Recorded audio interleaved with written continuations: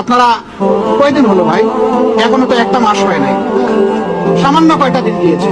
দুনিয়ার জমানো সমস্ত দাবি দেওয়া নিয়ে সবাই এখন রাস্তায় নেমে গেলে যারা এখন সরকারে বসেছেন তারা দেশটা গুছাবেন কিভাবে? এতদিন আপনাদের দাবি দেওয়া কোথায় ছিল? এই দাবি দেওয়াগুলো এতদিন করলেন না কেন? এখন এরা দায়িত্ব নিয়েছে জনগণের অনুরোধে, তারা তো ইচ্ছে করে এখানে আসেনি। তাদেরকে যদি সহযোগিতা না করে এইভাবে ব্যতিব্যস্ত করে তোলা হয়, তাইলে রাষ্ট্র পুনর্গঠন এবং মেরামতের যে কাজটা এটা তো তারা করতে পারবে না।